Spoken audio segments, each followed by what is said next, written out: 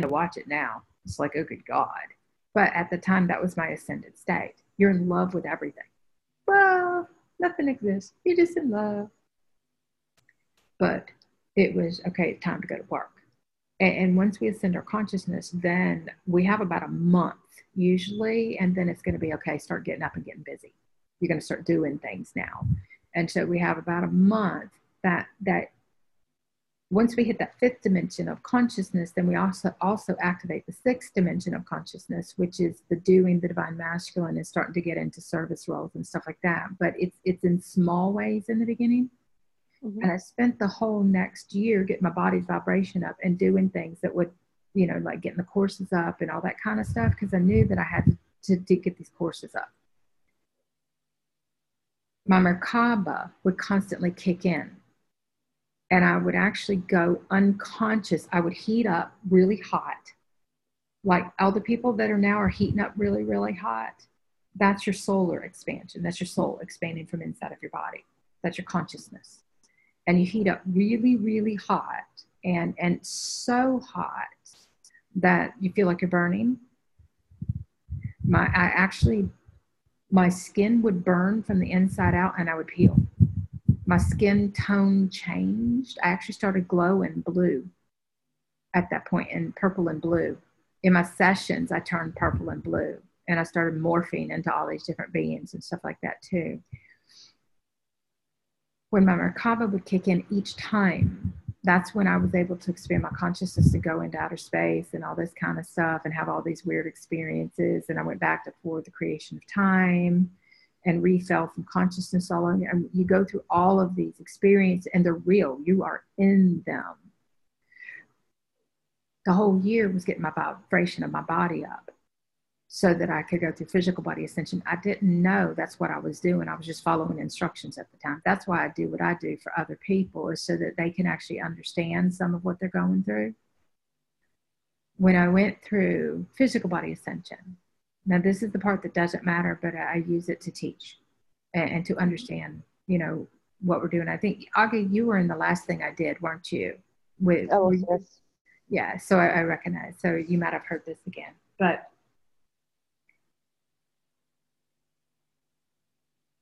I went through my own transcendence.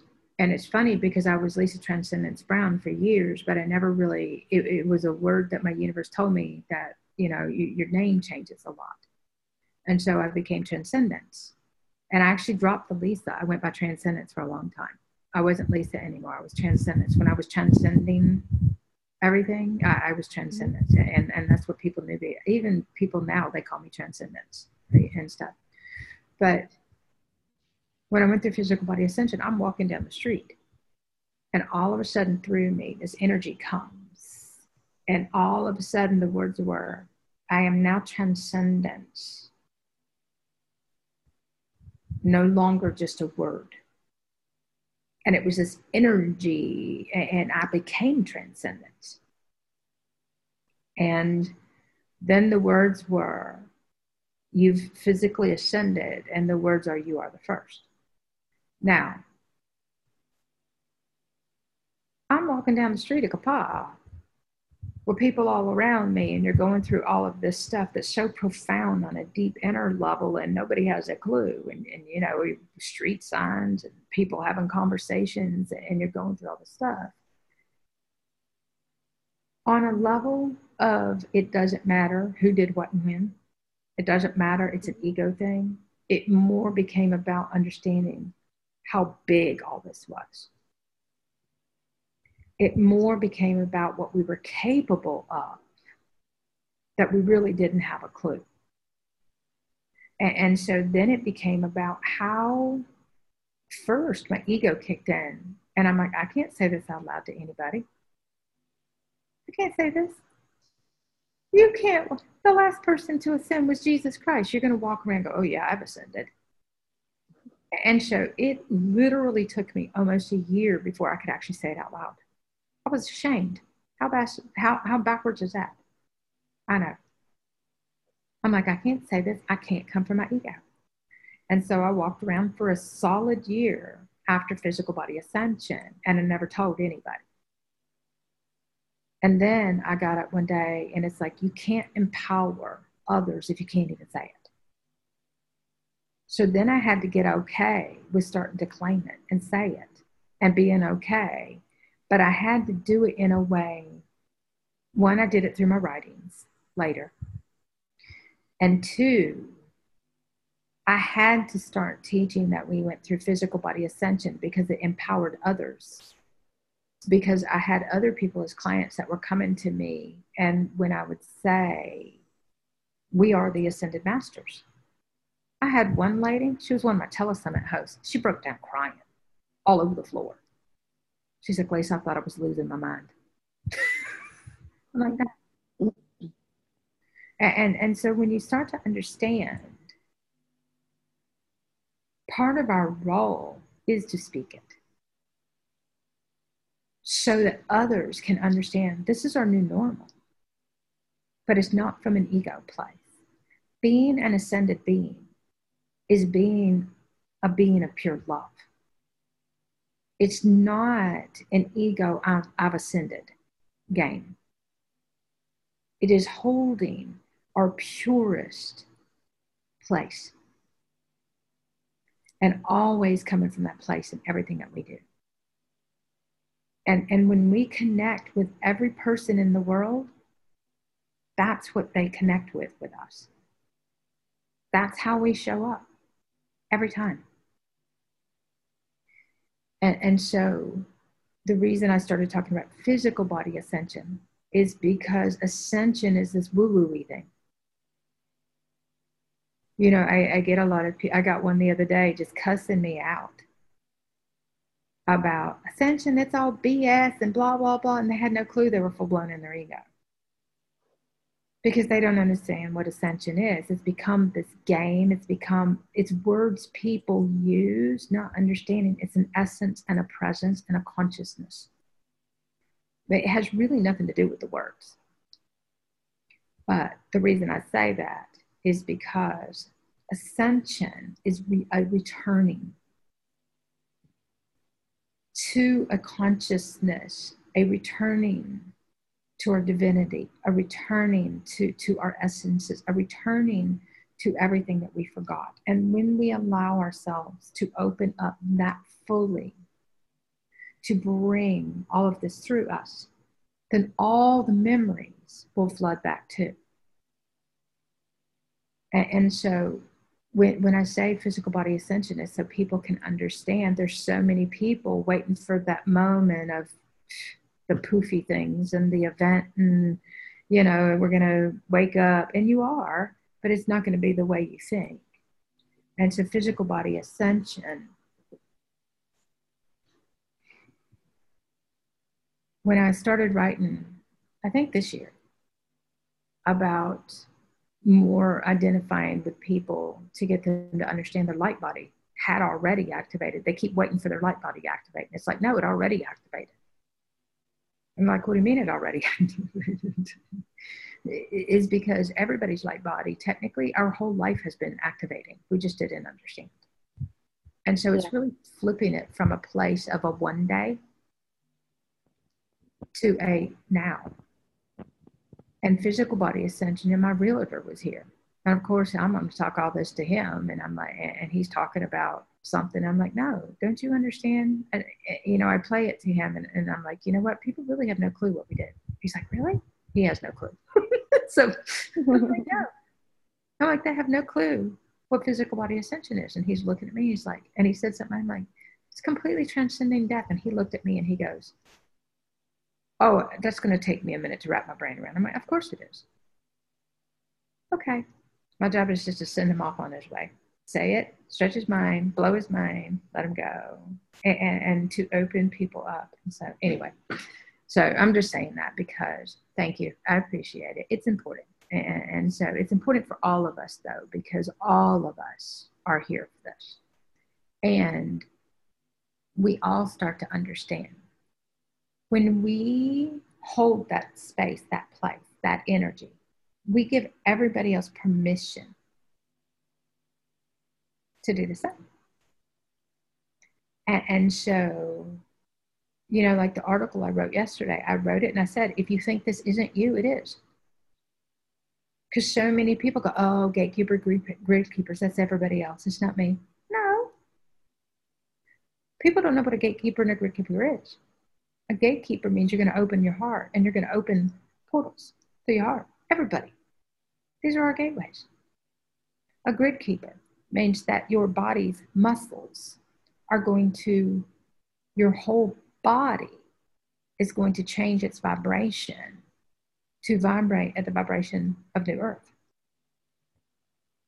A grid keeper is somebody who connects with the grids of Gaia, who connects with, you know, in the beginning, we get out and we go do it in the physical because we have to learn to connect with the earth and care. But then eventually what happens is we realize we don't actually have to go outside to be a grid keeper. We can actually tune our consciousness to all these different grids and work with these gridding systems. And what you're doing, and the cool part, is that the grids are inside your body. So when you're tuning to them, you're tuning to where they are inside of you too. And so the bones are the structures. The muscles are the grids. So every part of our body, our organs, are a part of the systems. So all the systems, the governmental systems, the religious systems, that's all your glands and organs.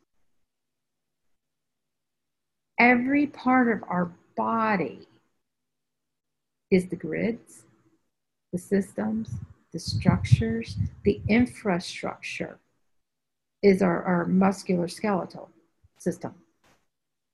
The gateways are through our heart and our universal mind when our neural pathways open.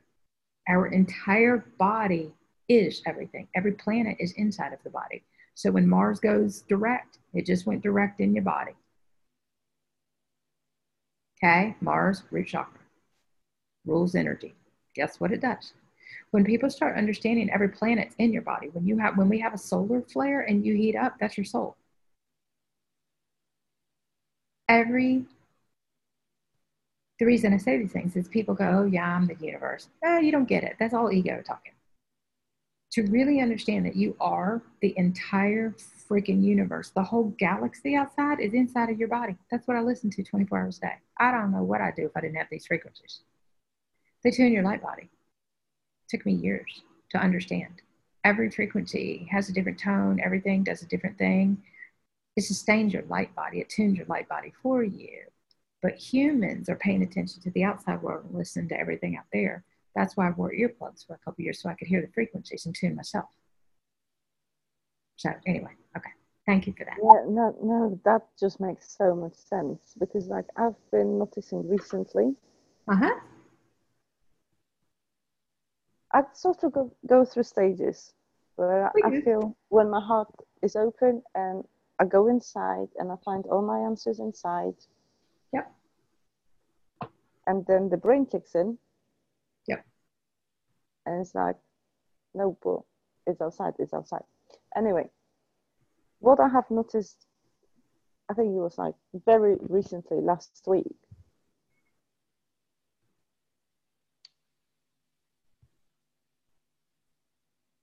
You know when you feel melding or merging with, let's say, a being? Mm-hmm. Well, this happened when I was meditating. And then what I've noticed, like the next day or the day after, I was meditating and I actually started expecting the same feeling. Yes. When I went into meditation. Mm-hmm. And I got absolutely nothing, Lisa. Okay, I can't. Something happened with your microphone, and I can hardly understand. That's okay. It got really muffled on me. Okay, can you hear me better now? Yes. So say what you just said again for me. Yes. So last week in meditation, I experienced that melding, merging feeling. Mm-hmm. And it was all beautiful. But where I'm going with that is a couple of days later, I went into meditation again. Mm-hmm. And I was sort of expecting the same feeling to happen. Right. And absolutely nothing happened. Okay, so let me say this to you. Mm-hmm. I tell people don't shortchange yourselves on your experiences, because a lot of people, they'll be like, oh, I got to get up and go do this, or I got to get up and go do this. When we expand our consciousness, it's called expanding your consciousness. Okay. When we expand our consciousness, there is a full surrender that has to occur to allow the process. Okay. It took me a really long time to understand. Each experience is usually different. You're never going to have the same experience twice. I would have an expansion experience and then be like, oh, I want that one again. Nope, never came. It's like, that one was freaking awesome. Okay, that expansion, there might be. So I will go back, and I'm going to change that after I said that, okay? But it's going to be different. Each expansion is the activation of consciousness. And so normally you will not have that same experience ever again. It will be different if you even, because what happens is when you have that expansion, it just activated your DNA. Mm-hmm. Okay? Where that activation on your DNA, of your DNA, now starts a biological process in your body to recode your body to the DNA of that consciousness. Oh. Every moment from that point forward is going to be integrating, raising your vibration. That melding you went through was an activation of your DNA in your cellular body, your light body, for that aspect to eventually come from within you, for you to be that energy all the time. But I have to say this certain ways to make a point. Mm-hmm. You can't be that energy until everything that's not in alignment with that energy comes up for you to clear it. Yes. So everything in your life that is not in alignment with that energy is going to show up in your reality for you to align, dissolve, resolve, clear the duality, whatever is inside of you at that time. Anything that's not pure love and resonant with that frequency is going to come up in your reality. It's going to come up inside of you. That activation of consciousness starts a process of retuning and recoding your cellular body to clear all existences from your cellular memory data banks. The part of the Akashic clearing, okay? That energy that you felt in that moment, I'm gonna have you do something for me. Mm-hmm. I want you to close your eyes for me for a moment. And I want you to tune your consciousness back to that energy and the feeling again.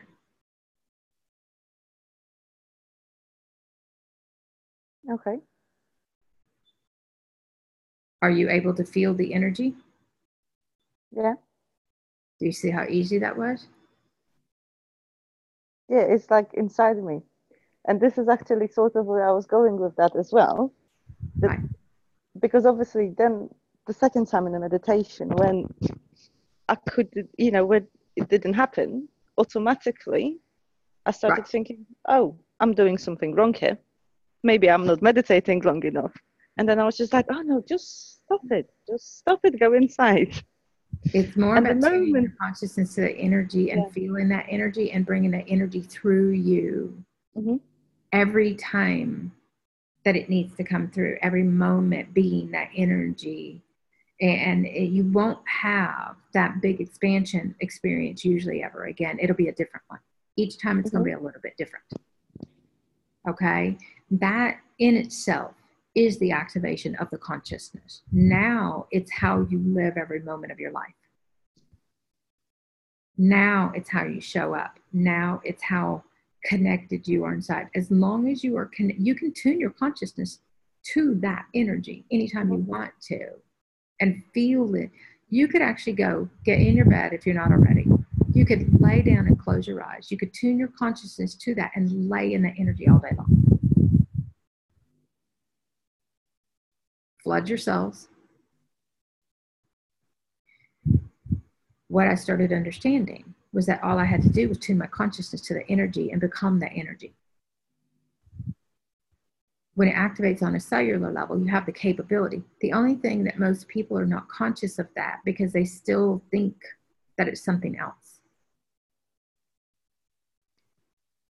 These are our higher consciousness aspects. These are our divine aspects.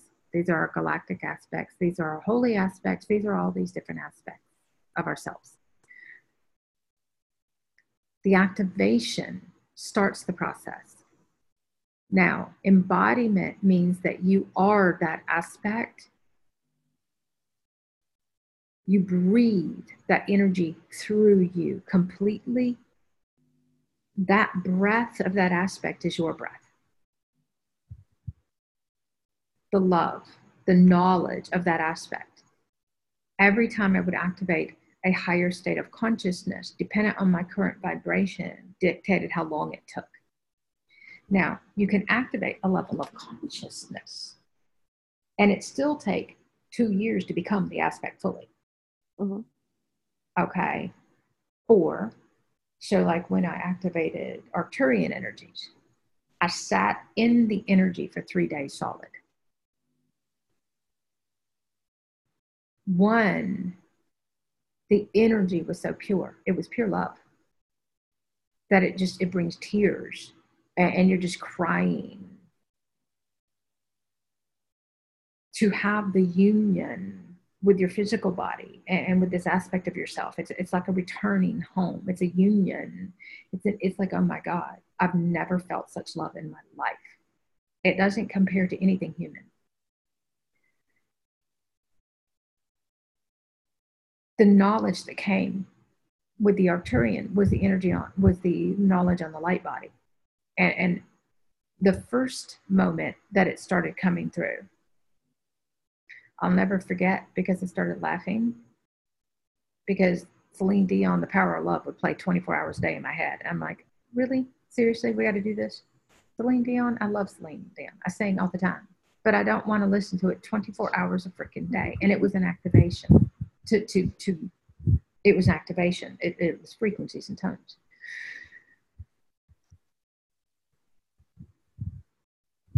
When one day I was sitting in bed and I had been asking, will you please bring me the information on the light body? I don't understand. I'd gone and researched and researched and researched and read every site and nothing helped. I couldn't retain any of the information. Well, I had 6 months before, my universe told me to go buy Light Body Integration as a domain, that I was going to have a website. So I bought the domain and I sat there going, now what do I do with this? I don't understand anything. You're going to be told to do certain things you don't understand that take a while to grow into, if you will. So mm-hmm. Transcending Consciousness, my first website, the words would go by a domain and then leave it there. And I left it there. And then one day I woke up and the words were, now go get up and write a blog. I'm like, I don't want to write a blog. Your human's going to argue with everything you're supposed to be doing. Okay. Second one, light body integration. Now leave it there. I'm like, well, what's a light body? And so part of expanding our mind is to research. And what you're doing is you're stretching your mind so that you can remember. You're stretching. Our little minds are too small. All the knowledge is hidden away in our universal mind, our higher mind consciousness, and it's mm-hmm. got to open up. And so I would get up every day and I would research the light body and I would stalk every site and I would write it all down. And at the end of the day, I'm like, I don't understand. I'm going to go back to sleep. It didn't make 1 ounce of sense to me. A unified body of light. What the hell are you talking about? Okay? Because I had to actually experience it from inside of me, not in my head. And so I got up one day after, I'm just telling you this because of how some of it works. And I got up one day and all of a sudden this energy came through me. And the words were, get your computer and start writing. I'm like, I don't want to write. Say, get your computer. I'm like, okay. So I picked my computer up And it's like, go to the new domain, light body integration. We're going to write your site for you. I went, cool. So I went to my domain, I pulled up, and all of a sudden I just started writing. It just came through me, and I wrote the entire freaking site as the Arcturians about what the light body, all the knowledge came through. It was all right there. I didn't understand any of it, but it all made sense in that moment. And I didn't have to do anything but write what came through me. Mm-hmm. Now, the Arcturians were my higher self aspect. I didn't have the vibration to maintain and retain the information within me yet. And so sitting in that energy for 3 days solid while it came through me and I activated, and it's just like sitting in the bed with a computer and you're kind of meditating, not meditating, you're sleeping, you're not, you're kind of in and out and all this kind of stuff. That energy flooded my body for 3 days solid. And at the end of it, it's like, okay, you're done. All the things I couldn't comprehend or understand before, I instantly understood all of it and I could explain it then. But I had to sit with it for 3 days until I could retain it, until my cellular body, until the DNA, my DNA, where that information was held, could be completely unlocked so that I could actually process the information within me and actually speak it and explain it. Because what happens is once you do that, then your higher mind consciousness, your pineal gland is coming online, and it's going to come through in geometric shapes and knowledge. And you're going to sit with it until you understand it and can explain it. And from that point forward, I understood what a light body was because I had gone through my own experience. Mm-hmm. And so every aspect that I activated, the words were sit in it, don't move. And so I would sit in it. It didn't matter how long I had to sit in it because my DNA had to turn on. And I had to sit in that vibration long enough. Now, my every moment from that point forward was going to be everything in my reality that wasn't aligned. Now, I would have the amazing experiences. I would have the magical experiences. But everything that showed up in my reality that wasn't aligned with integrity. Sirian is high integrity. Okay? Highest level of integrity there is. Honor, integrity, it's like really high virtues. Whereas Arcturian is all about pure love. There's nothing exists but just love. All of these aspects. When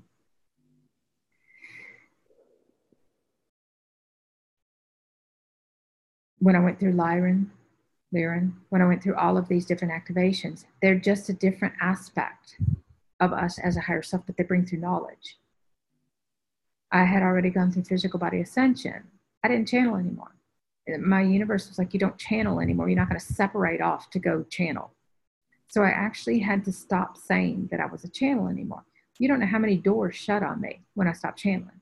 Because, and it's funny, because as an embodier, as this higher self aspect, as an Arcturian here in the physical, I was seen as nothing. But if I put the word channel in front of my name, the doors opened. It was backwards. My universe said you're going to have to do it the hard way. Nobody's going to recognize you because you look like a human in a form. Nobody's going to get it. You're going to have to do it the hard way, which is every day you're going to have to show up. And we basically have to overcompensate for everybody else's lack. We have to overcompensate until, and so the amount of work we have to do to overcompensate for what people don't believe is a ridiculous amount. Does that make sense? Yes. In the moment, I had a site that had like 70, 80,000 people on it. And by having my writings on there, it would have opened up a lot of doors. And I submitted, I'm just sharing a couple things. I submitted a request. They required that you ask permission to host your writings on them. And in the moment that I submitted the application, it was a channeling site. And I put, but I don't channel anymore. And they turned me down. And I went, now I am an Arcturian. I am a Sirian. Everybody else is going channeled by the Arcturians and the Syrians. But all of a sudden, I'm holding the vibration. But yet I wasn't as good as a channeler. Mm. Okay. Now I'm just explaining this so it makes sense. In that moment, they turned me down. They wouldn't let my writings on. All the other people, now I'm going to say this, but it's not a judgment. All of the other people who were still channeling that didn't hold the vibration yet were allowed to write. See how backwards everything is? My universe said it doesn't matter. You can't be dishonest. You cannot fulfill your higher purposes and pretend to be a channeler anymore. In order for you to assist people with actual embodiment, you have to embody this, and you have to teach people as an embodier. Embodiers are seen as less. I know it's backwards. Yeah, it just doesn't make sense. It doesn't make any sense, but it is. And my universe said you're going to have to do it the hard way. You're going to have to work for everything that you get because people don't respect. You can't claim to be a channeler because you actually have to separate off, and you're doing a disservice if you lie. Mm-hmm. And so it took me 2 more years to accomplish what that door closing that I could have accomplished at the time. Not really, I'm making up a point. It took me 2 more years to accomplish the same exact thing by working 2 years solid to accomplish it by myself because nobody recognized what an embodier was. People run around, oh, I embody this and I embody that. It's not the same thing. We don't run around talking about I'm embodying this. We embody it. Yeah. Okay. You know, I have people all the time, oh, I embody this and I embody that. It's all ego. If you got to walk around talking about how much you embody, it's your ego. Mm-hmm. Embodiers ain't walking around talking it. We just are. Yeah. And you guys, I'm going to say you guys, but it doesn't matter. When people read our work, they're like, oh, I don't understand it, but I feel it. That's the thing about it is that it messes with their head, which is kind of fun. When you went through that presence, that essence, that merging process, the reason you can't tell is because it's a part of who you are now. Mm-hmm. Okay? But now your role is to bring that out from inside in everything that you do. Is to be, it's a part of the embodiment process, is this is you. Okay? Each aspect, after I went through physical body ascension, I'm just telling this because it's fun. After I went through physical body ascension, I was here right navigating dimensions, I'm sleeping on a mattress on a floor of a little concrete room, and I'd already ascended. Tell you how messed up things are? Because I hadn't broken my own light programs yet. We can go through physical body ascension and ascend to new earth and play in the magic and still carry a shitload of lack. Mm-hmm. That's the next part of the process that most people don't understand, is that we don't clear the lack programs until higher mind consciousness comes in. Okay. Okay. Fifth dimension is the beginning. It's where we rebirth ourselves. Now we have to start to grow up. Growing up to become the master being, to become the sovereign being, to become the higher self being. Growing up to be the one that puts ourselves out there. Growing up to be the adult is a whole new process as a higher self, holding that integrity, holding that love, holding that respect, showing up to make a difference. I volunteered for everything that I could do free on this island that contributed to the community. I walked into town. I was on this island for 3 years without a car. Universe, bring me a car. Please bring me a car. I got tired of walking. Part of the reason I wasn't allowed to have a car was so that I could understand and learn things. Just because we physically ascend doesn't mean you are completely whole on a soul level within yourself, but you have to learn to master the entire physical reality yourself. And that's the next levels, if you will. Physical body ascension is you have ascended your consciousness to come from a Christed state. You're pure. But God consciousness and mastering the physical, becoming pure source. I had to become pure source before I could come to this island, and I didn't understand why. I understood once I got here, I would have never made it. I would have been kicked right back off.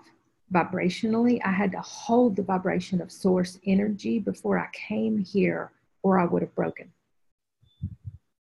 Because this energy of this island is in your face intense. I had a girl come here. I'm like, don't you come to this island. I had people, I'm coming to the island. I'm coming down. I'm like, don't you come to this island. This one girl, she's like, I'm coming. I want to work for you. I'm like, nope, go away. Don't you come to this island. I've had so many people fly in here, want to work for me, and they ended up right back off the island. They don't understand.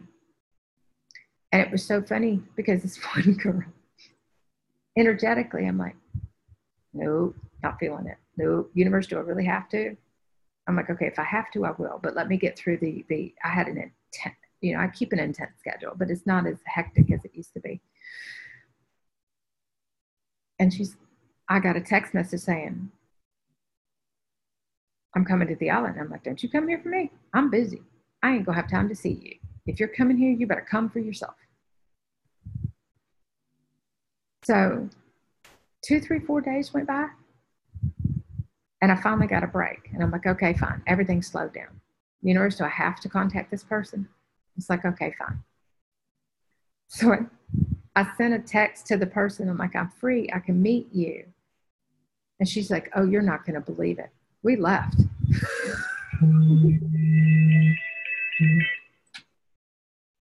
And what's funny is I knew she wasn't going to be here. What was funny, not funny, but they didn't make it on the island 24 hours. Oh, wow. The island ushered her back off. She got here. She's like, you're not going to believe what happened to me. Now I'm understanding it on a whole new level. She's telling me her story, and they're two very different perceptions of things. She's telling me from thinking it was awesome, and I'm seeing, But she got here. She was here less than 24 hours. Somebody on the street walked up to her, like within the first day, and says to her, you need to leave this island right now. You need to get a taxi and go straight to the airport. Don't stop anywhere. Go.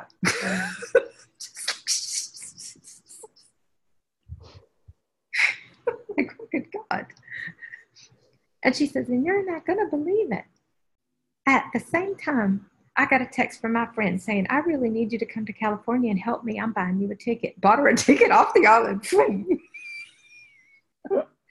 And she's like, oh my God, isn't that amazing? And I'm going, okay. Do you see where I'm going? Yeah. I had to reach a certain vibration before I could ever come here because of the vibration that we have to hold.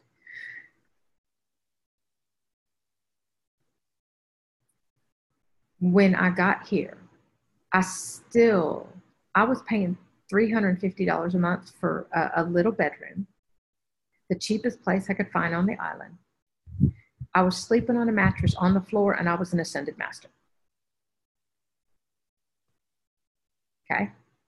Things are not completely perfect once we go through physical body ascension. We still have to overcome all the programming. The only difference is that we have unified to become completely whole within ourselves. And we live in such appreciation for everything fully connected with our universe that we don't hold lack in our hearts anymore, but we still hold it in our body. And so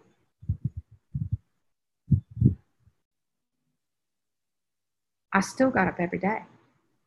I was doing book signings at the local bookstores. I was doing free talks. And you know, it was like get up and go into town, buy lunch for everybody. You kind of have to become one with the community. Before I came here, I had to do it where I lived there, and then I came here. And our every exchange has to be from that pure place. And once the first 7 months, when I said people come to Zone and they have a 6 month, whatever, when I hit the 7 month mark, I had passed that 6 months. And everybody hits that 6 months mark. And the seventh mark, I can usually look at somebody and say, oh, they're gone. I know that, you know, most people will make it their 6 months or whatever the case may be. When I hit the 6 month mark, it was time for me to move. I had finished Navigating Dimensions. I had finished the books. I had to actually physically ascend before I could finish the book. And I didn't know. I'm writing a book on ascension. Go figure. I started writing it. I was shown to start writing the book. And then I wrote like the first couple chapters, and it's like, now put the book down. Stop writing. And I didn't know I was coming to Kauai at the time. And then it was like, okay, you're going to Kauai, get ready, but get your vibration up and stuff like that. So I had to focus on getting my vibration up. And then when it was time to come here, it's like you're walking completely out of the third and the fourth dimension. You're done. You're walking completely into the fifth dimension. The words were, you will never seek for anything ever again, but you're also going to be fully in service from this point forward. And everything you do is in service. And so coming here, the first 6 months, we're still being in service, but still having the old programmings of living on very little, being appreciative for the little. I had come to a place to be okay on living on nothing. And to come to a place of being okay living on nothing, I didn't desire for anymore. I was happy sleeping on a mattress in a little concrete room that was only 5.5 feet tall. Well, maybe 6 feet, because I only had 6 inches. I kept butting my head.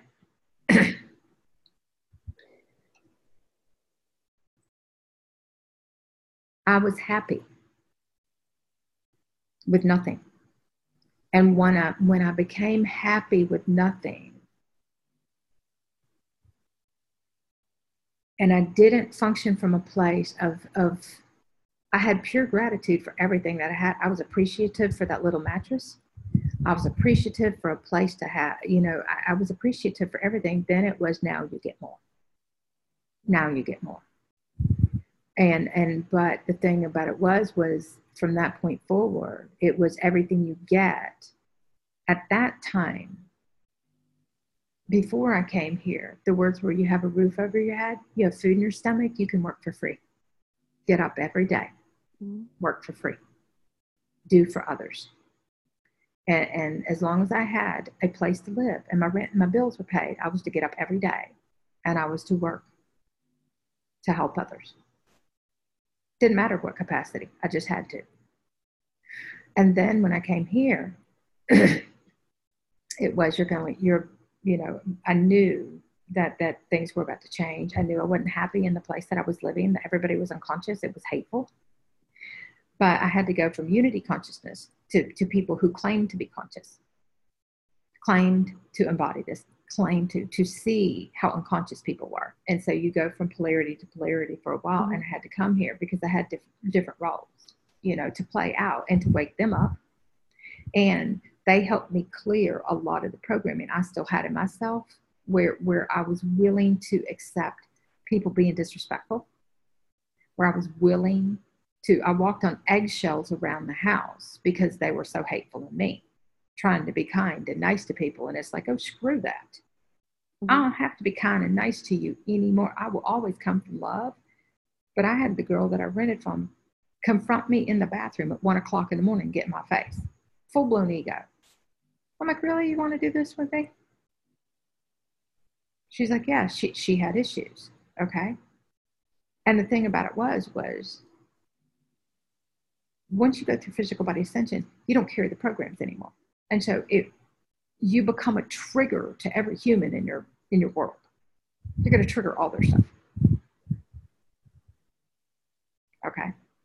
Especially the stronger the ego. And she was with a strong ego, and she decided she didn't like the fact that when they got disrespectful and started cussing and being vulgar, that I would get up and leave the room. Well, I don't want to be around that. She didn't like the fact. You know, she had all these issues which she couldn't control. I hold respect for everything, but you can't hold respect for somebody who's disrespectful. Mm-hmm. And so my conscious choice was to get up and leave the room. I didn't want to be there. And so she would get offended. And so there was like all this BS that went back and forth. And the only reason I share this with you is because she came to me one morning and she's like, you know, I really don't appreciate this. And she starts getting in my face about things. And I'm like, you really want to do this? Because people don't understand, if when you have gone through becoming completely unified within yourself, you can't be knocked off balance anymore. You don't separate off into fear. You don't get angry. And so, you know, she looked at me and she's like, yes, I want to do this. I'm like, okay, go ahead. I warned you. If we're going to go there, you're not going to be very happy when I get done with you. Mm-hmm. And when I was talking about earlier, I don't know if you were near, about dropping people to her or their knees, she decided that it was appropriate to completely be disrespectful. And I let her go for a while. And then I said, okay, enough's enough. It's not okay anymore. And at that point, my energy, I got big. And at that point, she was trying to make vibrational frequencies a racial issue. I went, really? How in the hell do you do this? I know. I'm like, you're watching the distortions all play out and stuff like that. But the thing about it is we were talking earlier about consciousness being a threat to unconsciousness, and that's what the whole thing had become. But until I went there and was faced with it, I couldn't clear the programming in my body. Where it was in my body, it wasn't me and my reality, but it was still in my body somewhere. Mm-hmm. And so by her doing these things, it triggered wherever it was in my body so that I could actually clear the programming. But also, when she got hateful and mean, I just stopped and I hugged her. And she's fighting with everything she's got to get loose. I'm like, nope, I ain't letting you go. And I hugged her. And all the fight, all the hate. And then all of a sudden, she's squirming, let me go. I'm like, I'm not letting you go. And then all of a sudden, after all the fight, her whole body just went limp and she fell and she broke down crying. I'm like, I'm not going to fight with you. I'm not going to argue with you. You can disarm anything. The most powerful, hateful person holds the most lack and needs the most love.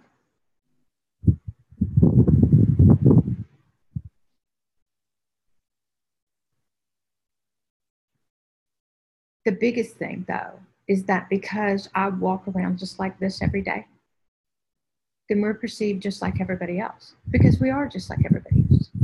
The only difference is that when people feel our energy, they receive our light codes. You know, when I go up to the grocery store, the little place that I go, I went there for like a year or two before anybody knew who I was. I don't care. Nobody cares who I am. You know, and one day one of them asked me, because every time I go in there, I'm kind. Every time I go in there, I leave money. I buy gift cards. I leave them at the register. I buy groceries for people, and they've watched me for like one of them. They've labeled me the angel at the store, and they know me from the fact that they know me from my energy, if you will. And so I go in there one day, and one of the girls, she looks at me and she goes, "What do you do?" Oh, this is going to be fun.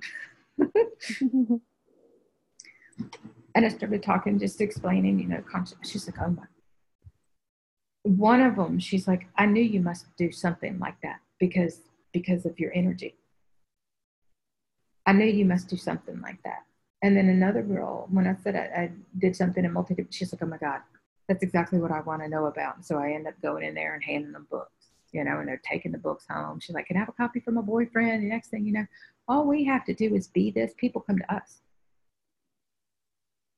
We don't really have to do anything. The ego needs to be important. And for a while, we have to be important because we're building up our power inside of us, and then the importance goes away, if that makes any sense. Mm-hmm. We've never felt important, so we have to become important. And then once we become important, we're not important anymore.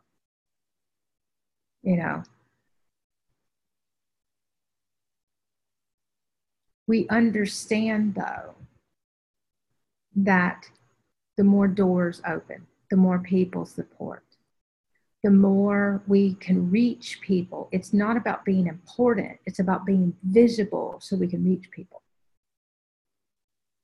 It's about opening the doors and the support coming through that supports the bigger picture and what we all came here to be and do, and everybody getting up off their stuff and starting to share and stuff too. And so eventually we're not important. Our work is important and stuff. And now people respect me because of my work. People respect me because how I show up. People respect me, but it's not a higher or lower type thing, if you will. Some people have that, and we break all that stuff down. For a while, for the human, they have to have that, because if human ego doesn't respect anybody.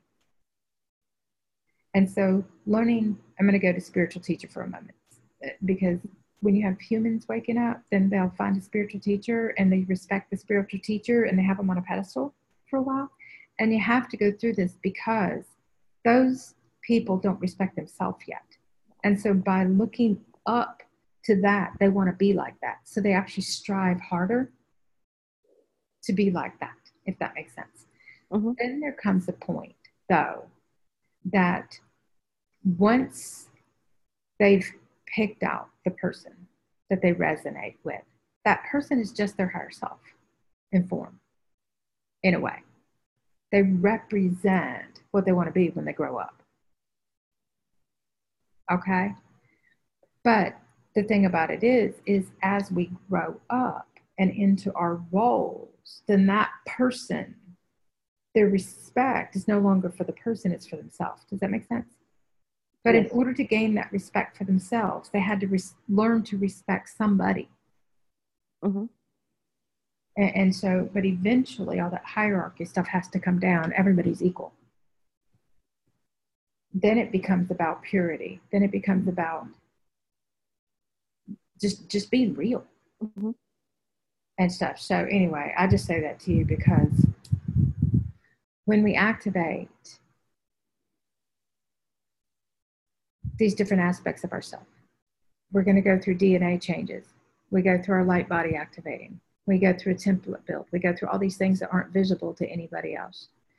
Humans will look at you and you'll look exactly like you did the day before. You might look a little older, a little younger, because we de-age, we age, we go through all these different phases and stuff. But anybody that operates on a soul level will connect with your energy. And they won't even see your body. Doesn't matter. Doesn't matter what you look like. Doesn't matter what your hair looks like. Nobody cares. What we connect with is your energy. And what happens, and we just went through a huge activation a couple weeks ago that I didn't write about yet, and it basically enhanced our energy field so that we can actually connect with each other easier and stuff. Humans look at their bodies and they connect with, they look at the physical and they lump everybody together in a category. Okay?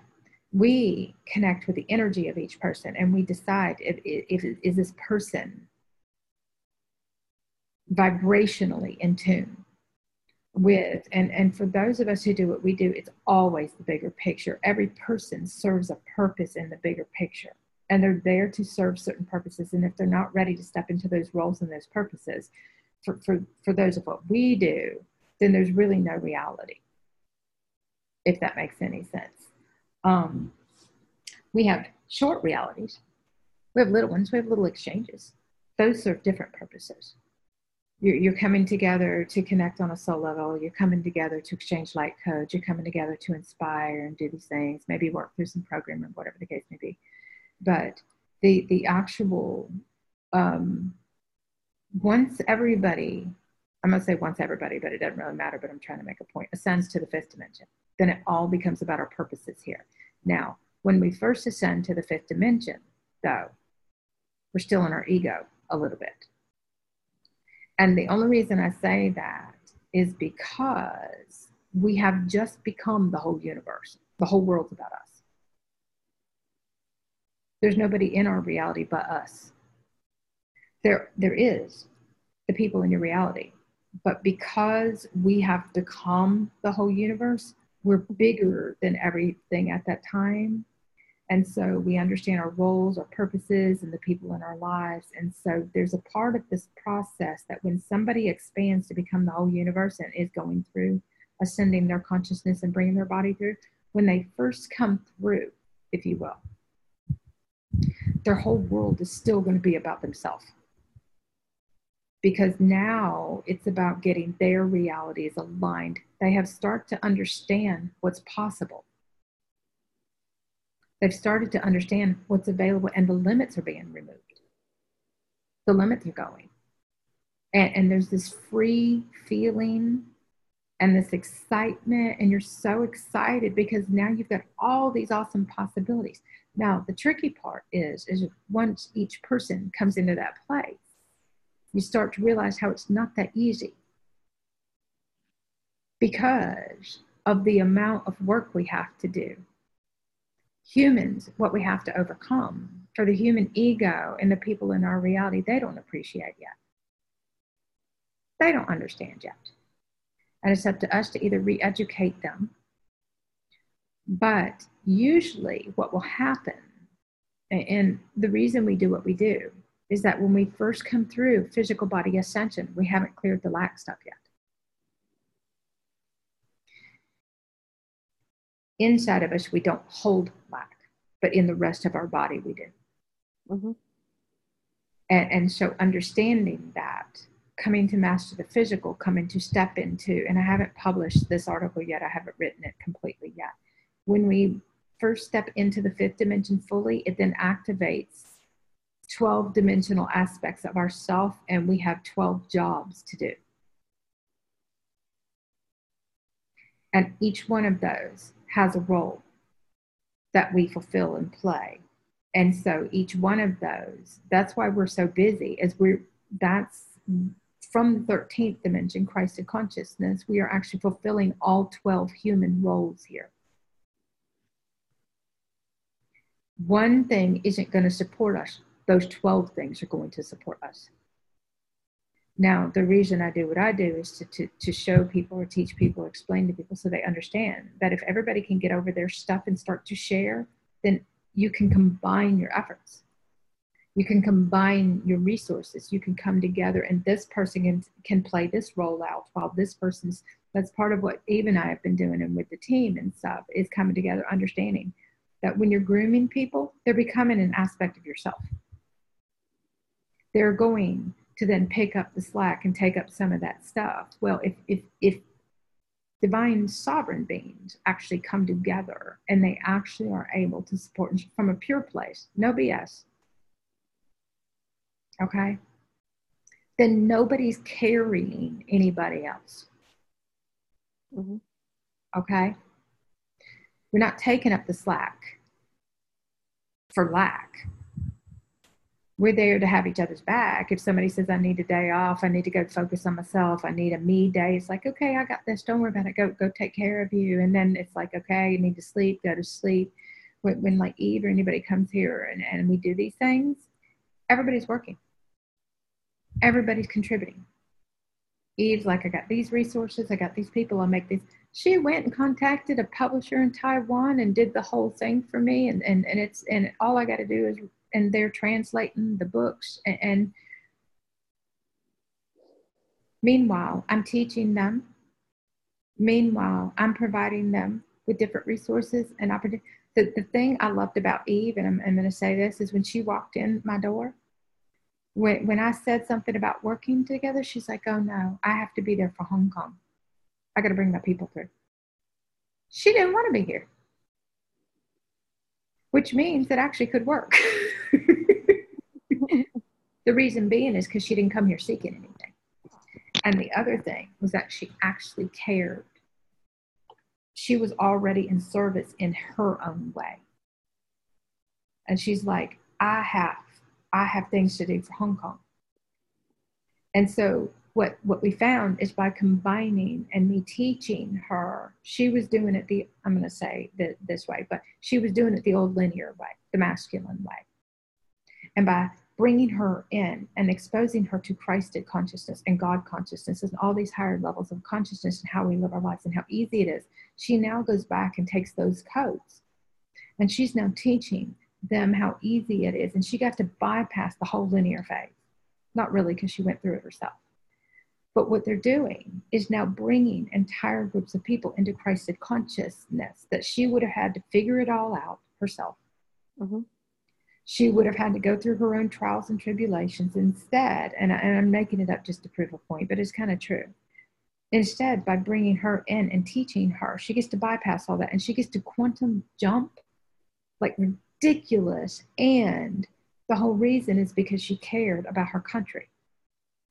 She cared about her people. I cared about my people. And we decided together we can bring those things together and we can create more. Now she has the ability to reach more people than she ever did. Now, by her helping me, she's like, I can make your life easier. I just want to fly in and stay every couple of months. I'm like, okay. So it's this thing of understanding that we're all getting what supports our current phase of the journey by contributing first. So I just explained that to you. I know that doesn't have anything with what you were talking about, but people have no clue what our reality is like. Does that make sense? Oh, perfect sense. And so the reason I say this to everybody is that when we first go through physical body ascension, we still have a buttload of programs in our body. Ascension means you have ascended your consciousness. Physical body ascension means you have brought your body through to connect with Gaia and the fifth dimension, Gaia consciousness, and rebirth like a small innocent child. We haven't grown up yet. We don't know what pure integrity. We don't know what purity is.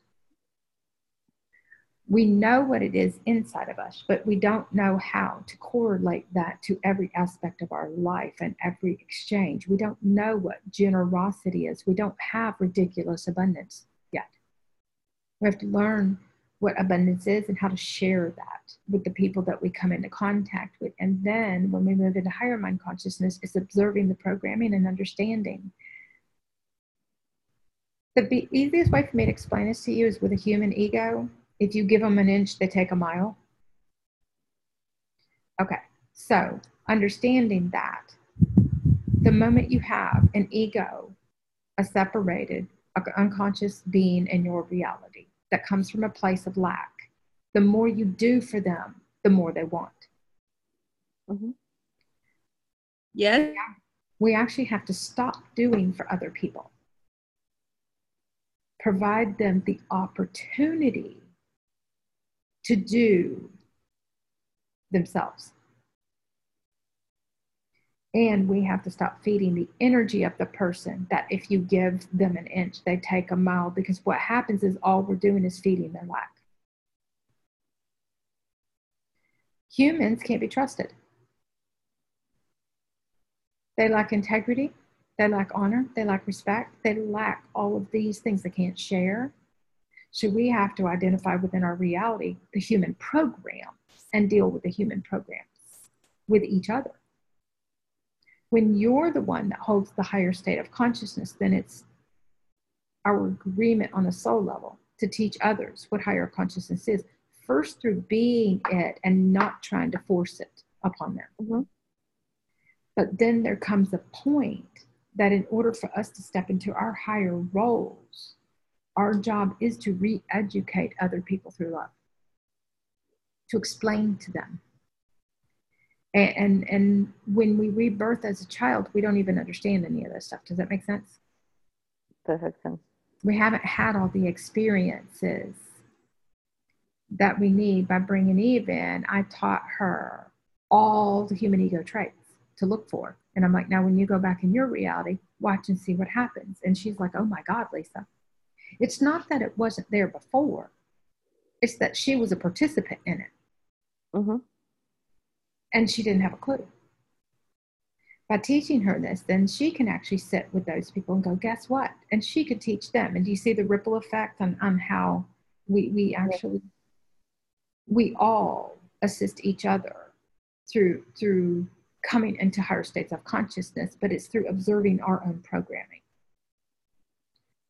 I spent years and years, I actually spent my whole human life observing humans, not understanding I was a walk-in.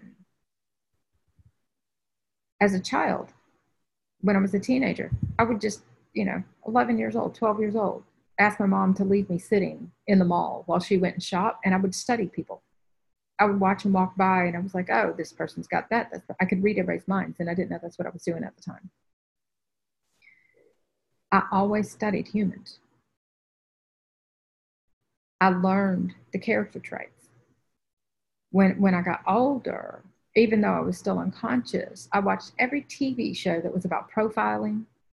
I watched every TV show that was about the human characteristics. I watched everything. And so by the time I got to come to consciousness, I understood everything about human traits. Does that make sense? And so I kind of like slid right into this part of it, observing. We're always observing. Every moment you're observing everything. You take your observations and it becomes higher consciousness knowledge. It's not personal. Nobody cares. That higher consciousness knowledge, you're going to take that information and you're going to use it to assist them. You're going to use it to make a difference. You're going to use it to teach. You're going to use that information for something. But it's not going to be against them, which is what the old way was. Mm-hmm. Humans would see a weakness in somebody and they would take advantage of that weakness. Humans would see, when I say human, I'm talking about the ego. Yeah. Third and fourth dimension. Would see lack and they would feed upon the lack. Narcissistic. Every one of us have narcissistic stuff inside. We have to break all of that stuff. Okay? It feeds on feelings. It's a manipulation through feelings. Well, when we start to realize that we're the narcissist, that it's our ego that manipulates our feelings, is why we have guilt, which is why we feel shame, which is why we have all this stuff going on, then we start realizing it's just a program. And we can actually start breaking those programs down, and we can't be manipulated because we don't have the program anymore.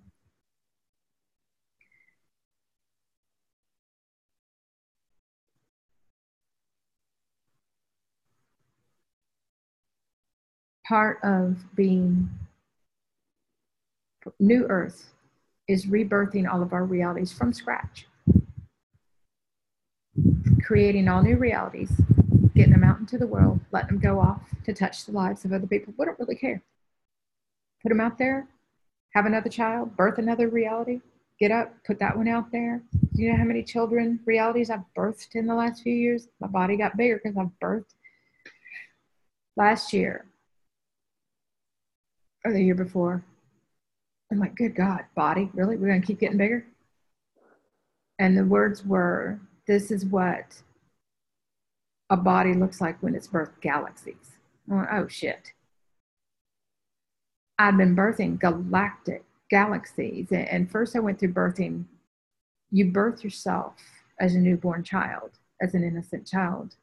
And when you go out, you're in the sky and the clouds, and you're talking to the universe, and you're in magic, and it's playful, and it's more colorful, and it's more fun, and you actually start to see more things.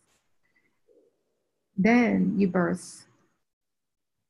rebirth yourself as the whole universe, and then you rebirth yourself as multiverses, and then you start rebirthing all these different realities and all this stuff, and then we expand our consciousness into the other galaxies and stuff. And so rebirthing all of these realities, our bodies get bigger to constantly birth.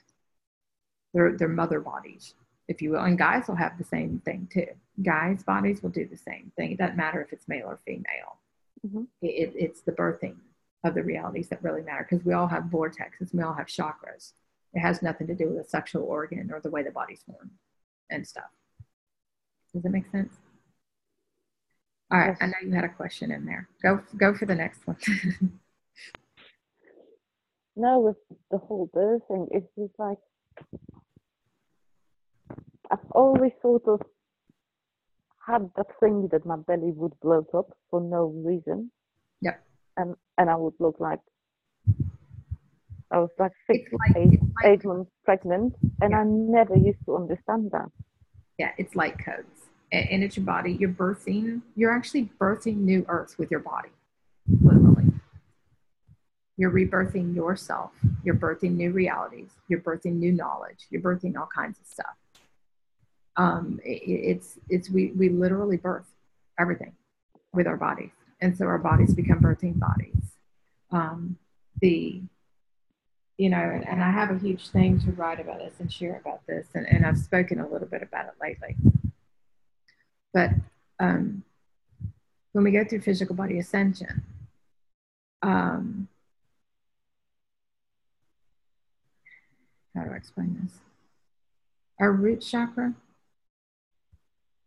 actually is what impregnates our sacral chakra, which triggers our mother energy, which then triggers the new earth chakra, which is where we birth our realities from.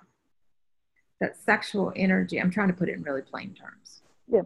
The sexual energy turns into the energy that births your new reality from inside of you.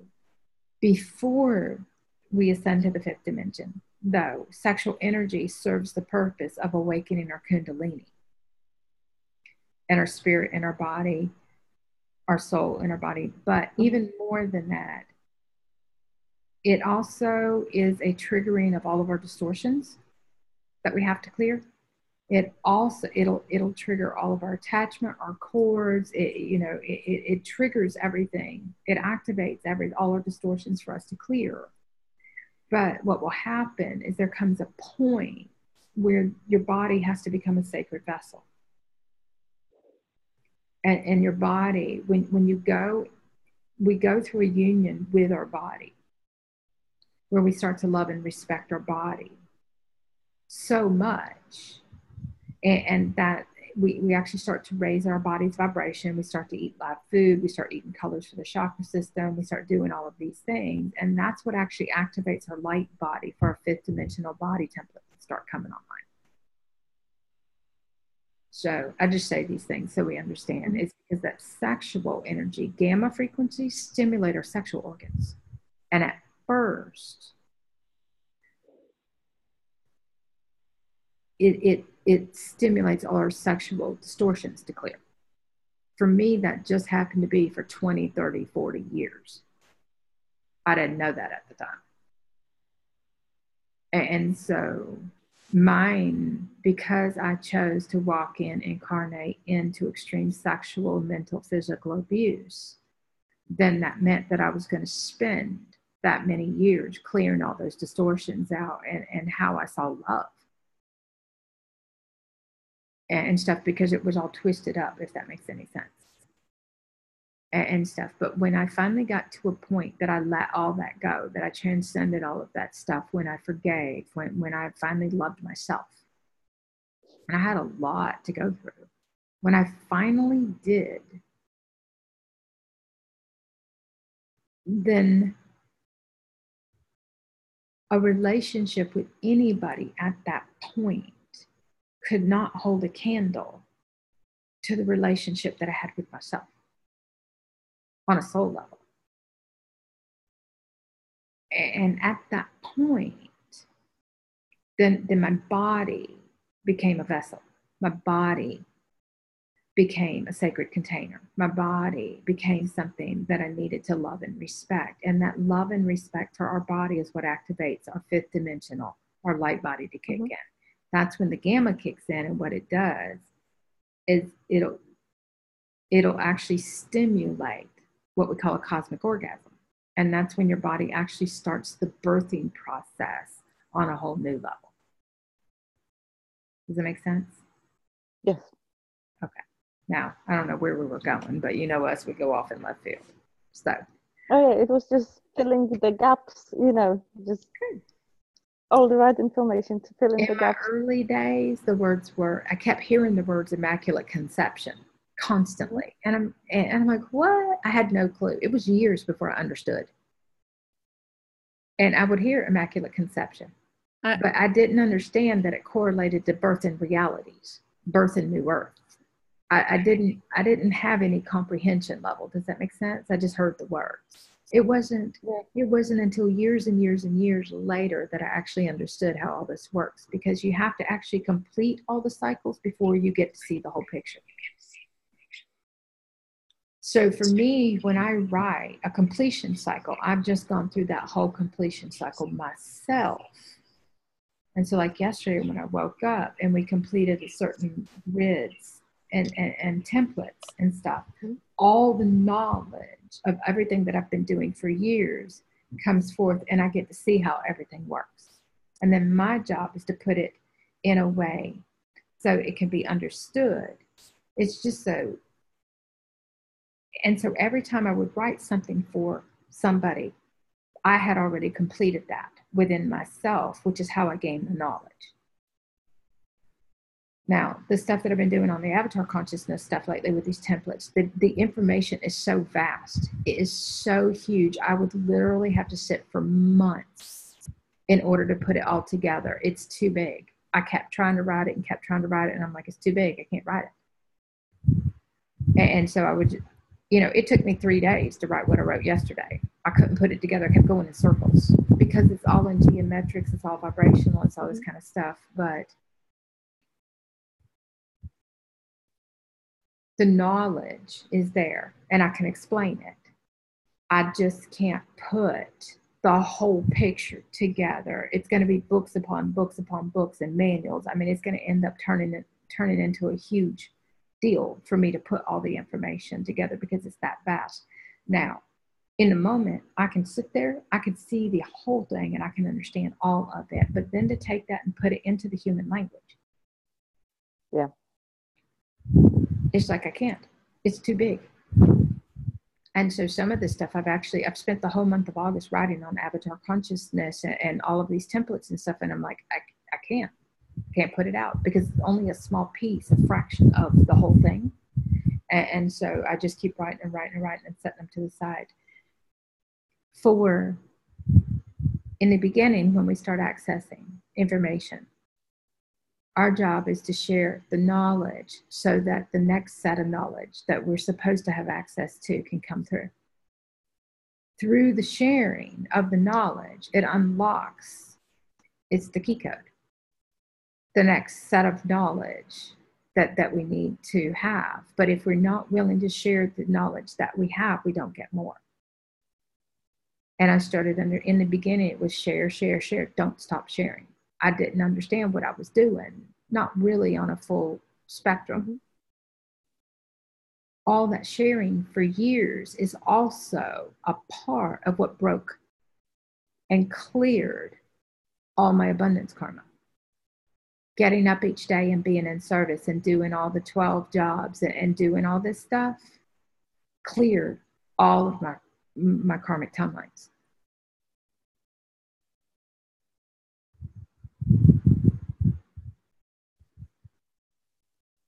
And I got up one morning and the words were, you've cleared it all, it's done.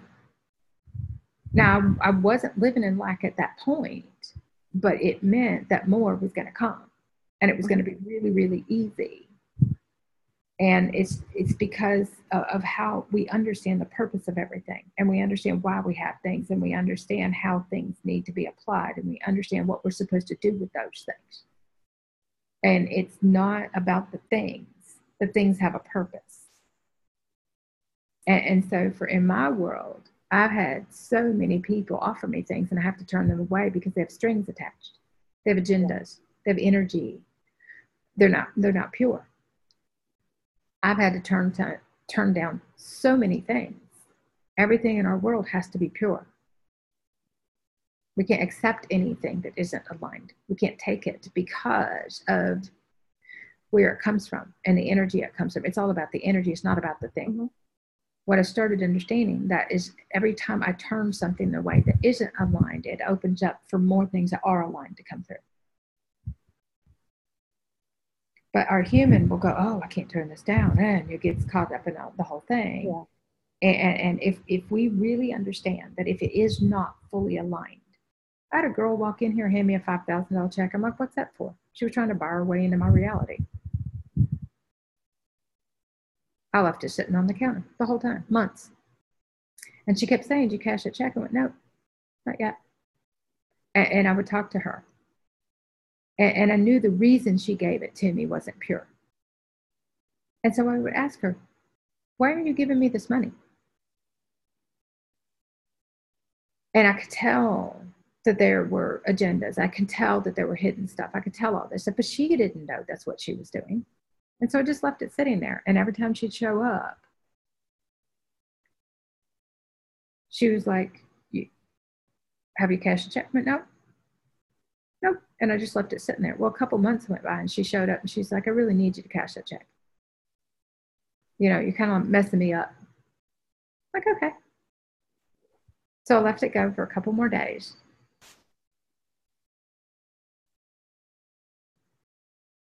Or it may have been that day. And we sat down in the living room and she looked at me. Oh, no, she called me. She's like, can I come over? I went, yeah, come on over. She came in and she sat down and she said, I want to have a talk. I went, okay. So we sat down and she goes, would you mind giving me the check back? I went, sure. She said, it wasn't aligned when I gave it to you. I went, no. She said, I didn't understand it at the time, but apparently I did want something. I went, I know. And I handed her the check back. And it was cool because she's like, thank you. And I gave her the money back. When she left the island, she called me. She's like, you want to buy my car? I just said, universe, bring me an SUV. I need an SUV. And lo and behold, I got this awesome SUV for $2,000.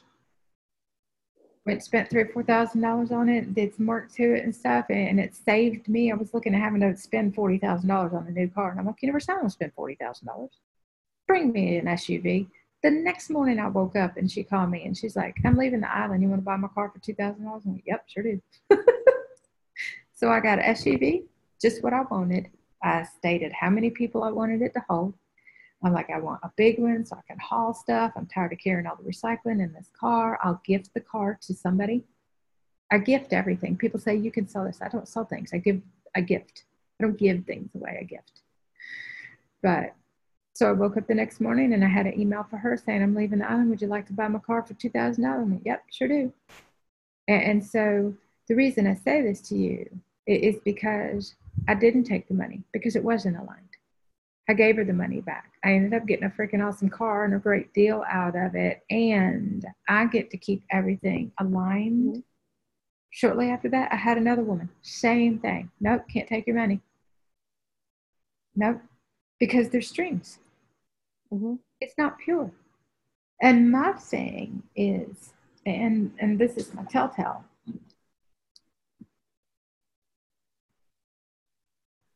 we don't have to tell people, yes, you can donate. Yes, you can support. Do it. What are you waiting for? I had one woman constantly, I want to donate. I want to donate. 10 months later, 10,000 emails later, I want to donate. I want to donate. Okay, fine. Donate. Never happened. Go buy something. I got tons on my website. You want to donate some money? Go buy something. Go use the stuff. It was never about donating. It was the strings attached. Mm-hmm. I don't want your money. And so I'm telling you this because you will start to see this isn't about things. This is about our energy. This is about purity. This is about the highest levels of respect. This is about our integrity. And we don't compromise that ever. And the reason I say that is because when we hold that higher state from inside of us, then everything we need to support us will come. And so ours is to check and see, is this aligned? Does this feel pure? And I don't like right or wrong. I use pure. Is it pure or not? Mm-hmm. It's very easy. Is it pure? If the answer is no, it's pretty much clear.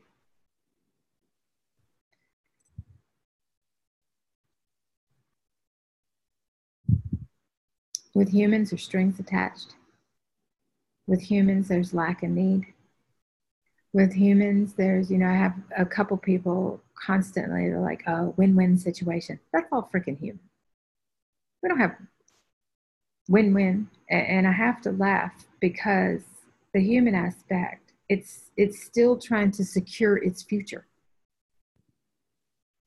Not understanding that they're the only security, we're our security.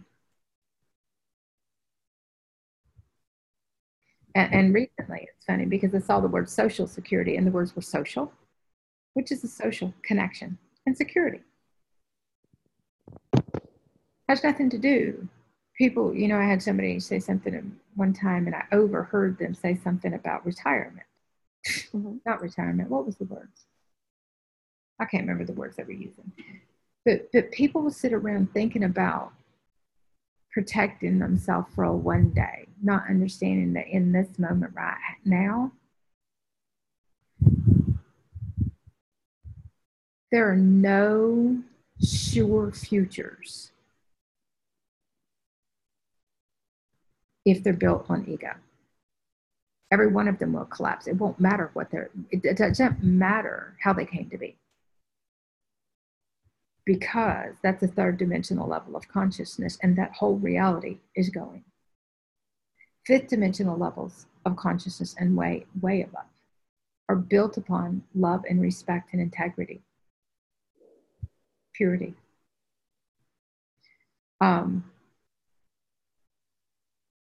They're built upon our relationships with ourselves and how we treat each other. They're built upon, and a lot of people don't understand, when you do from that very purest, beautiful place inside of you, the feeling that comes from within you is the most beautiful thing.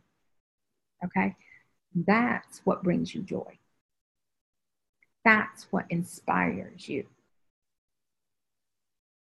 So when we get up each day and what we do what brings us that feeling. Mm-hmm. Okay? Because the reason I say that is because so many people do things for certain reasons. Whoa, yeah, wind blowing everywhere. That feeling is what ends up being our worth.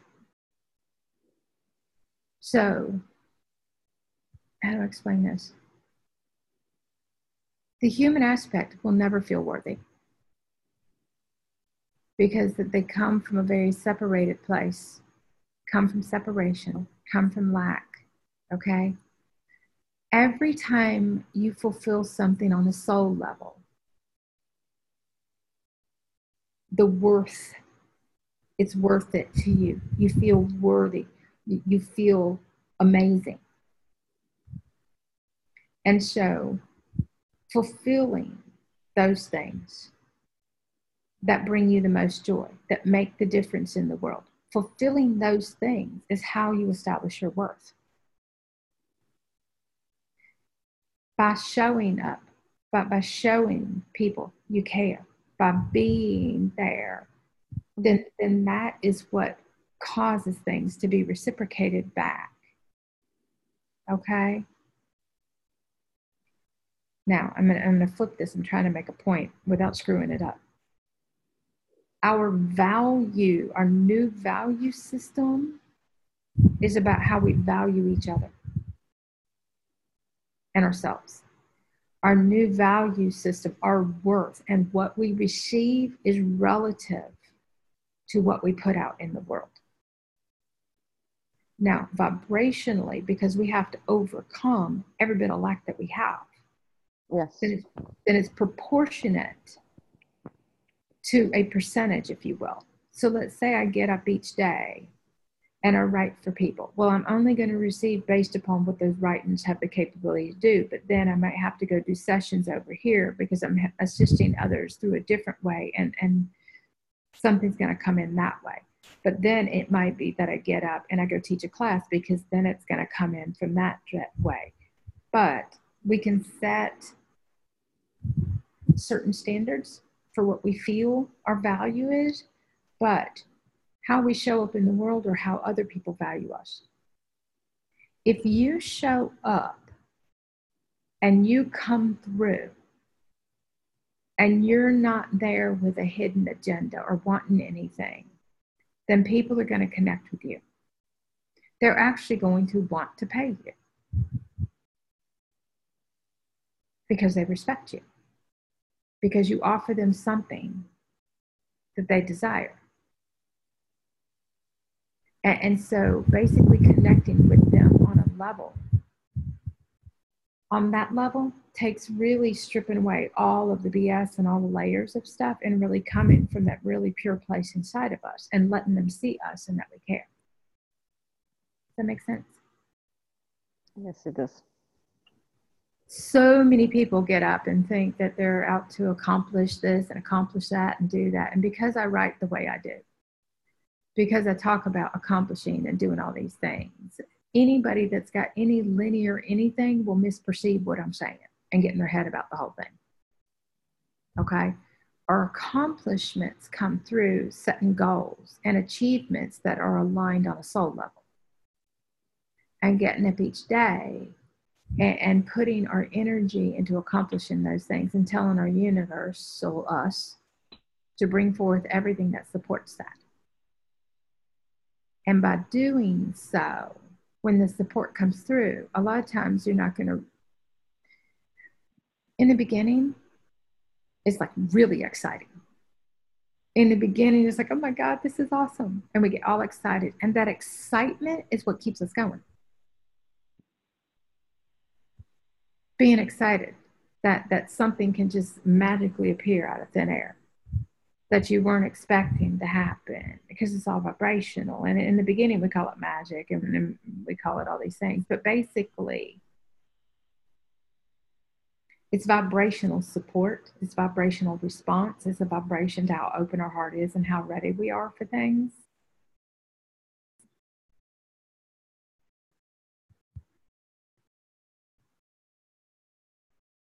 I started understanding that if I got up each day and I transmitted out into the world, and I'm doing this from a place of explaining, if I would get up each day, your front chakras transmitting out is what you're putting out into the world, and it's got to be pure, and it's your whole body, and it's the movement of energy in whatever direction that you're moving energy.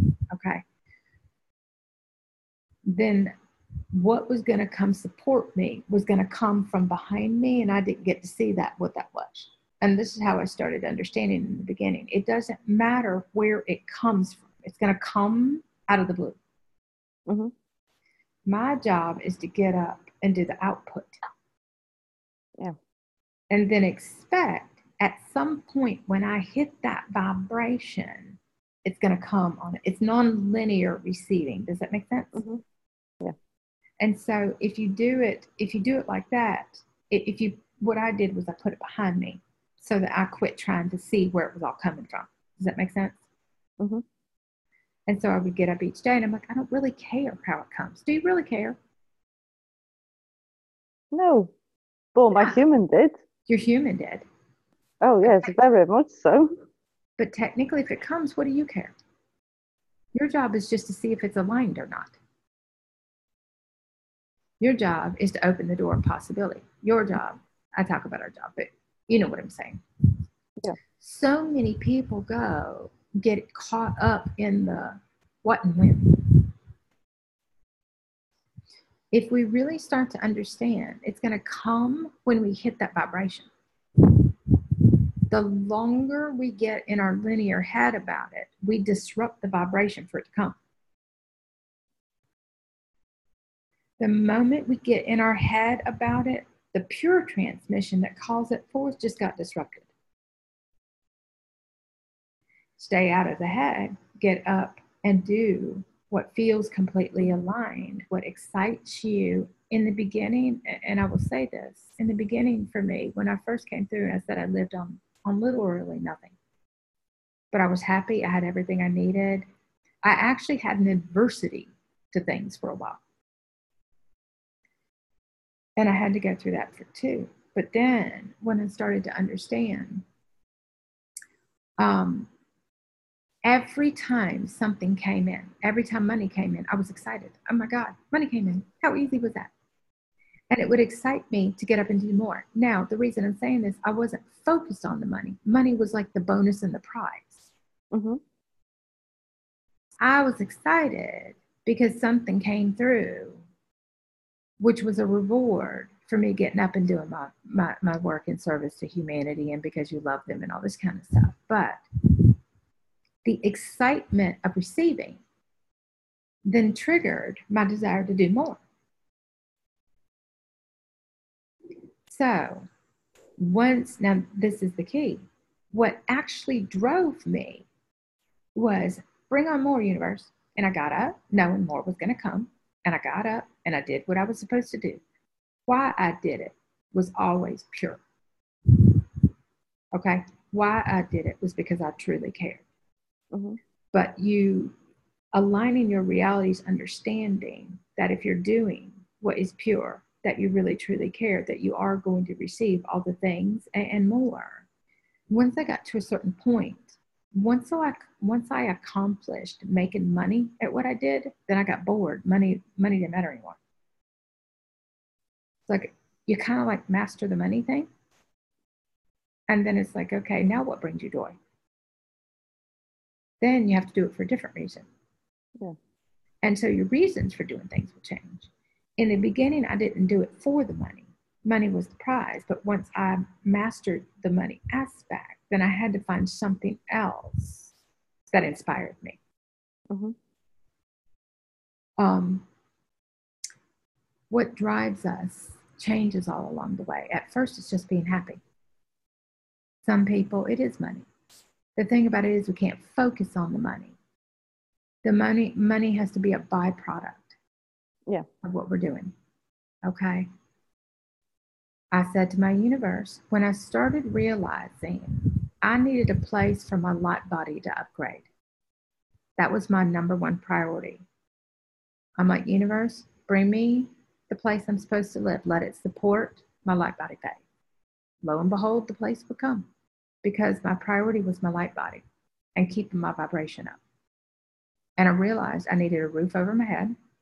I realized I needed a computer connection. I realized I needed all these things. And instead of thinking that I was going to have to do without, I just needed to dedicate myself, universe, I'll work in service, bring me the next awesome place to live. Now, when it got time to come to this house and I came in, I went from paying $350 a month and being very happy at the $350 a month. I didn't even want to give notice because I didn't want to pay anymore because you never know where your money's going to come from.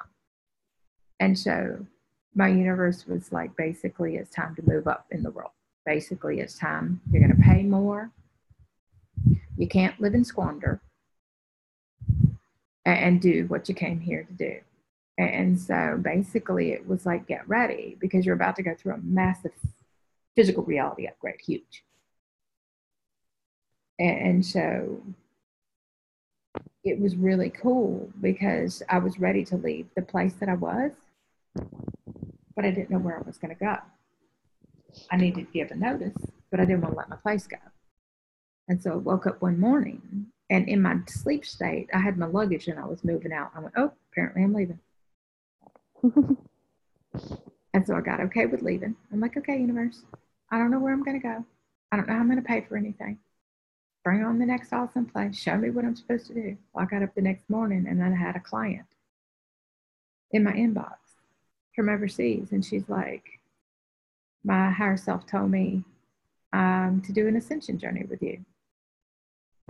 And so all of a sudden I went from not knowing what I was going to do to I got a client who's just told me not only that, but I'm going to fly over 6 weeks and I'm going to get a condo on the beach and you're going to come stay with me. Like, oh, how cool is that? And my universe was like, now give your notice. So I went, oh, okay. So I gave my notice and I went and we stayed in a condo on the beach and I worked with her for 6 weeks and we did like all this heavy intensive stuff and everything. And then when the words were that I wouldn't know where I was going until the week before she left. Don't even worry about it. Just pack my luggage, take it with me. I had gotten down to 2 pieces of luggage. And so I went there, worked with her, and the last week, it was, okay, now go rent a car, go look at places. Because, and this is the thing, by getting up and going and looking at places, I was basically activating the place to come forth. Mm-hmm. Okay? I didn't need to go live at any of those places. I just needed to start moving the reality myself. So I went and rented a car, went and looked at places, and it's like, nope, not that. Nope, not there. And I had her with me, and she was like tripping out at how my reality worked and stuff. And I'm like, she's like, aren't you going to call those people back? I went, nope, if it's meant to be, they'll call me. And at that point, and I said, wherever I'm meant to be, my phone will ring. And right then my phone rang. And she's like freaking out. We're in a Kmart parking lot at that point. And I picked up the phone and it was this guy. And he's like, I have this massive house. Do you want to rent a room? And I had just said, universe, wherever I'm supposed to live, let my phone ring. I just let it go. I don't care. Lo and behold, this guy I had met one time that I really loved his energy. He called me that right in that moment. Had a place to rent. He's like, I have a place to rent. I just want it to be me and you. He said, but there's nobody else that I would actually entertain living with energetically.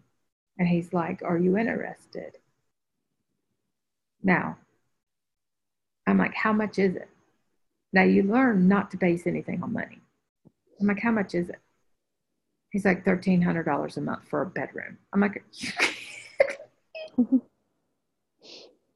inside the words were, go. I went, oh crap. So I drove up here and I had a client with me and we'd looked at other places and she asked me, she says, is this other place for you? And I'm like, well, it could work. In the moment I said it could work, I knew I was settling. And so the answer was no. Nope. So we drove up here and we walked in the house.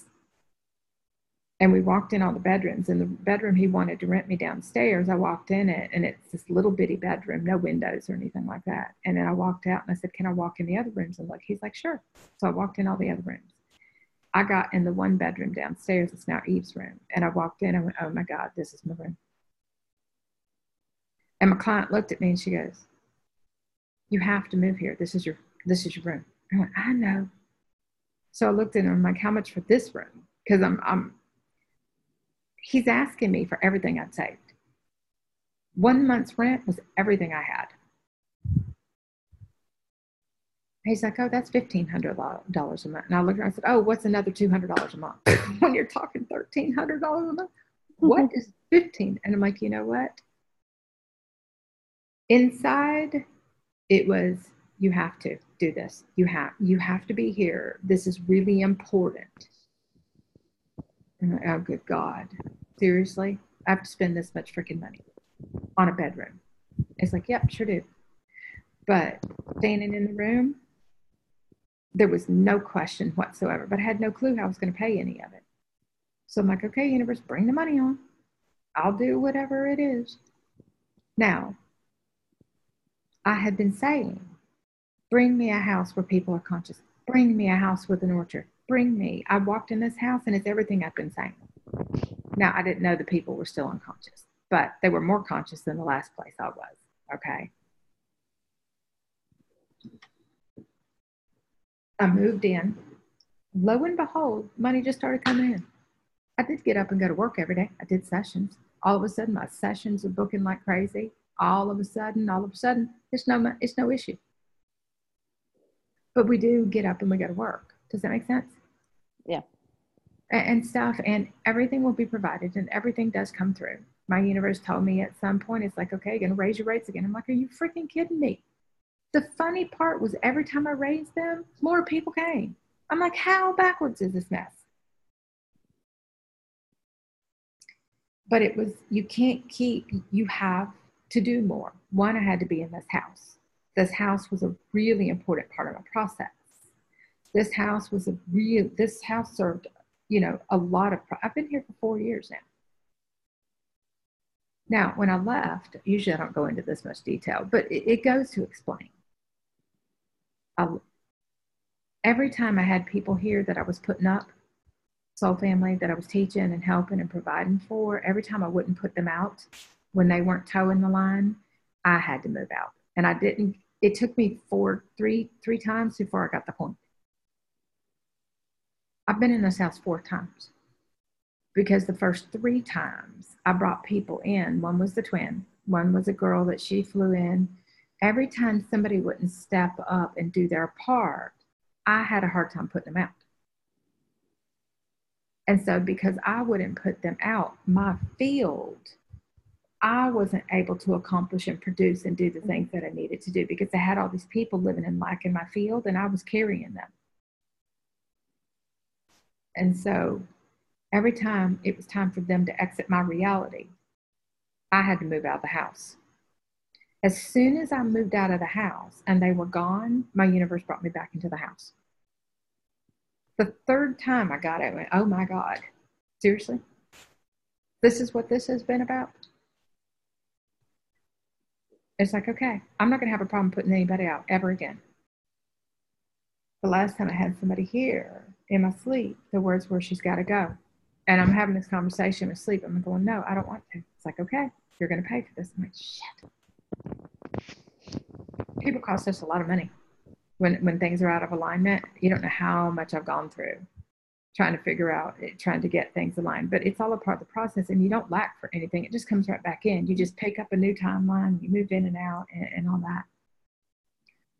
The last time I left, it was funny because I went to sleep. I was sleeping downstairs. I was renting the room. I was working, doing telesummits, doing interviews, busting my hump, working 18, 19, 20 hours a day. And the words were, I went to sleep, and in my sleep state, now I didn't know the owner of the home. I'd only met him like once. In my sleep state, I'm shaking the hands with the owner of the home, telling him how happy I am to be moving in. And I'm living in the house. And then I woke up, and the words are, now give your notice to move. I'm like, are you kidding me?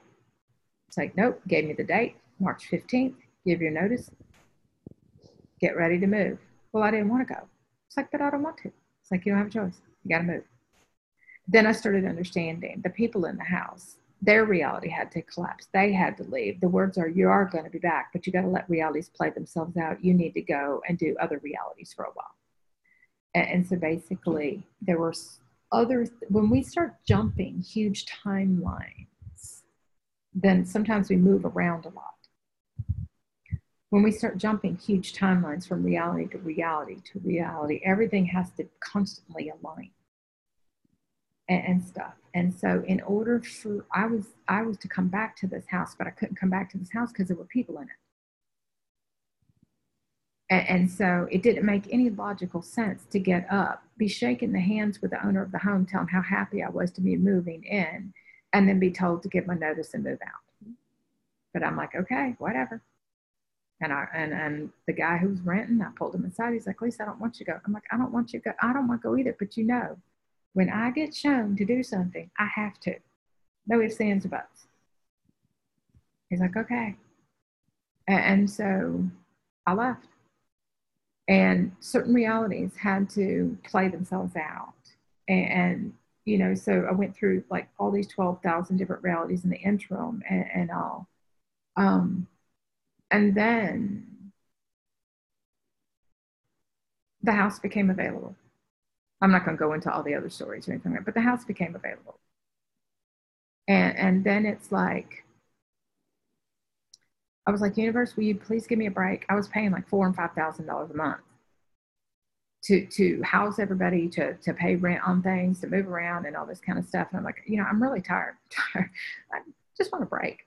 So at that point, a little place came up for me to move to. And I'm like, I just want a break. I'm tired of paying all this money, tired of work all the time. Just want a break. It's like, okay. So I went to this little place. It was only $1,600 a month. That sounds hilariously ridiculous, right? $1,600 a month. When I come from the mainland and stuff, but you're appreciative for $1,600 a month. And I moved there for a couple months and I kept working. And then all of a sudden, it's like time to go back to the house. And I'm like, well, how much is the house? $5,000. I'm like, you're shitting me. Nope. I'm like, okay, universe, bring on the money. Lo and behold, I'm back in the house. I've been here for 4 years. None of this makes any logical sense, okay? Mm-hmm. None. It doesn't make any sense why we do the things we do. But they are, if they are completely, fully aligned, they will be completely supported. And the thing about it is, the only time I ever had trouble, abundance-wise, with physical money, was when I had people in my reality that lived in lack and I kept them around. The moment they were gone, all my flow came back in. The moment they were gone, I didn't understand how much lack they were carrying until they were gone. I didn't understand. And it's not, they're not bad people. I love them. They're my soul family. Love them dearly. I'll be here for them if I ever need to be. The only thing is I just don't have to be their provider and support them and put them up in a house anymore. I'm always here for them. There's no hard feelings. Nothing cares. It doesn't even matter. The whole past is gone. The only thing is your awareness of their habits and their programming. You have to check and see if you still got all that stuff going on. But when I came back to the house, it's like, okay, get busy. You have work to do. And so we never lack for anything, but we do get up each day and we do go to work and we do whatever's in service. And it's not going to always make, it's no logical sense whatsoever. Our bigger realities, as long as we live in a money system, do cost us money. And we have to be willing to spend the money. I had to be willing, you know, in the beginning, I would bellyache about paying for my website. And it's like, suck it up. You can't do your work without a website. Get your website up and go and pay the money. Mm-hmm. I'm like, oh. So got the website up and going. Then it's like, okay, now do this. Now do this, now do this, now do this. And it's like constantly follow the leader for a while. And then what happens is you start to understand how this works. And you don't need to be told, spend the money on that. You don't need to be told. You start realizing, oh, well, if I just spend the money on this, then this will happen. And you actually get to see all the different timelines. And you get to how it's learning how things work. Does that make sense? Yeah. And so when I came here, it didn't make 1 ounce of sense. I have never had anything sure for where any money was going to come from. It's all vibration. What we do is we get up each day and we see what we need to accomplish or do. We get up each day and we see what we agreed to. You know, like I had a guy text me recently. He's like, you want to go out on the boat with us? I'm like, nope, I'm working all day. And I can't remember the comment that he made. And my reply was, this is our service. You know, this is service. Our highest level of service is how we show up in the world. And so I look at it as a huge honor to be able to get up each day and do what I do. I look at it as it's one of the biggest gifts in the world to be able to get up and do something that makes such a difference in people's lives. And it's just through being open and sharing and being honest and caring.